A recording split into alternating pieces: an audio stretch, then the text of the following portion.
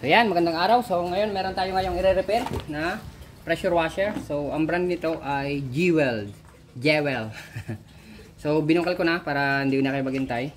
So ito na yung motor niya.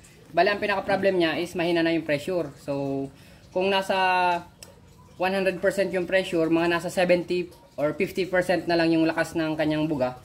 So humihigop naman.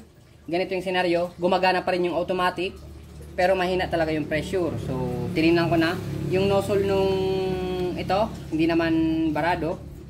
Okay naman yung suction, maganda naman. So dito na tayo, bungkalin na natin kung ano yung problema.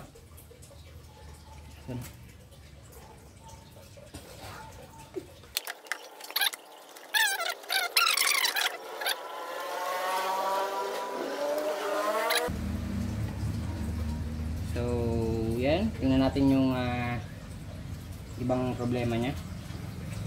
So okay naman siya. Check natin yung mga reed bulb kung okay. Itong internal reed bulb, okay naman siya.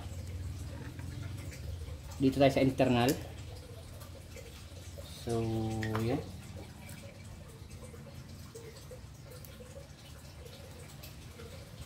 Yan, okay naman yung mga reed bulb niya.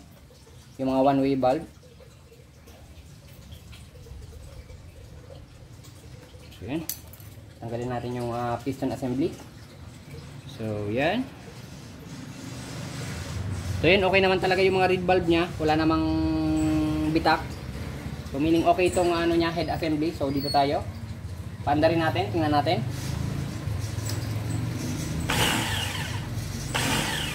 So ayun. Ito yung problema.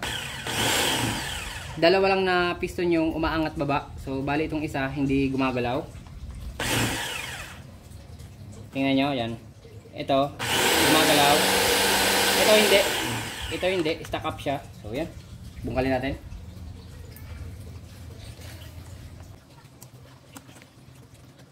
Ang kagandahan pala ng pump na to is meron siyang cooling. So yan, ang inlet dadaloy muna dito sa water jacket tsaka bago higupin ng pump. Bali, pinapalamig niya yung buong assembly. Meron siyang parang radiator. Shout out sa Jewel. Maganda yung kanyang design. Pero sira na. Napapalamig niya nga pero sira na siya ngayon.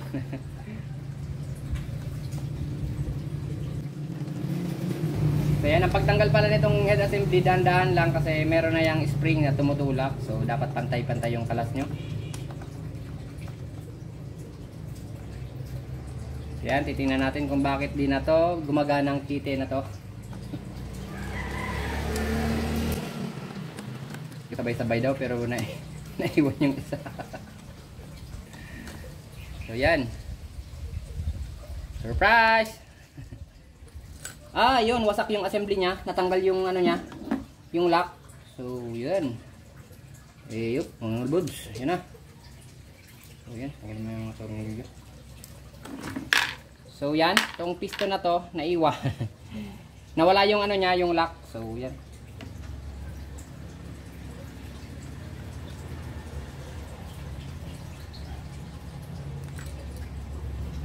Ito yung pinaka niya, yung lock niya. So bali natanggal. So bali ang kailangan natin gawin, pupukpukin lang natin to ng konti. Yan. Kita nyo? Pupukpukin lang natin yan ng konti para pumasok siya dyan ng mabuti yung lock. So yan. So ilalagay natin yan dyan. Pupukpukin muna natin para magkaroon siya ng parang lock.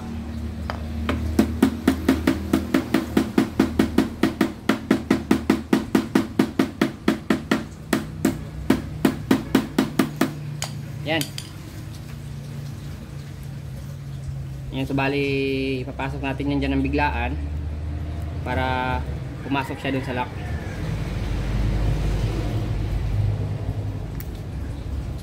Yan. Kuha ka na. Okay. Kailangan bigla nyo yung mapasok kasi para hindi agad lumuwag yung yung lock. So yan. Yan, okay na. Nakabit na natin. Tapos kailangan nyo na lang siyang pahisikipin. Ibababa nyo tong mga pin na yan.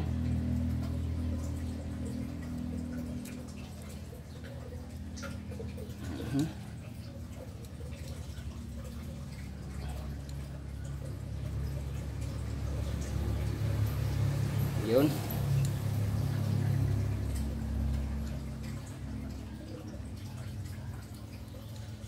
Talagang lumuwag siya.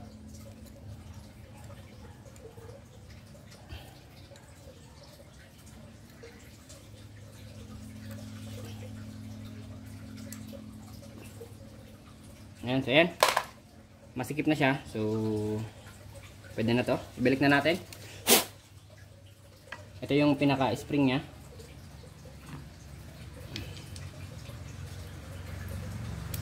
Yun. Yung internal mechanism niya, yung bearing niya, okay naman. So, yan. Lagay na natin. Okay.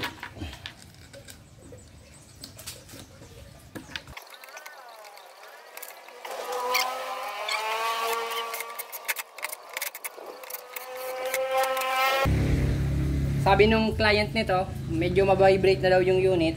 Yung pala, hindi na balance yung tapo ng mga piston, kaya talagang mag-vibrate siya. Yun na yung pinaka-dahilan.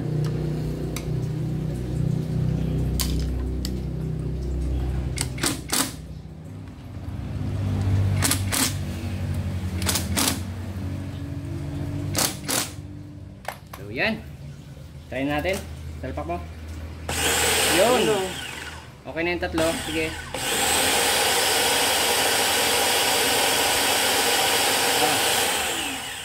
Ayan.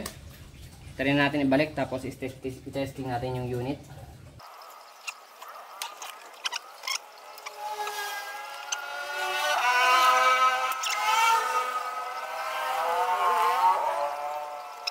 Okay na? Okay na daw. Testing muna. Okay. Diba? Yan. Okay na.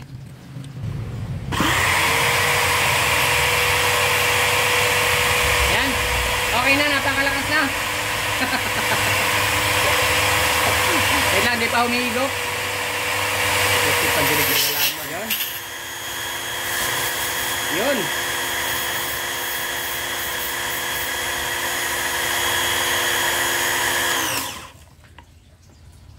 So yan, okay na, malakas na siya. So di na pa rin ng dati. So yan, try natin.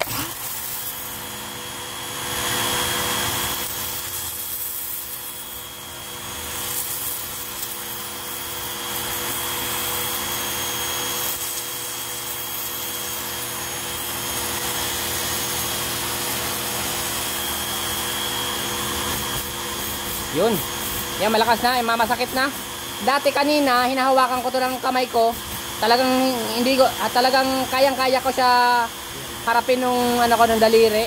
Ngayon, pero ngayon masakit na.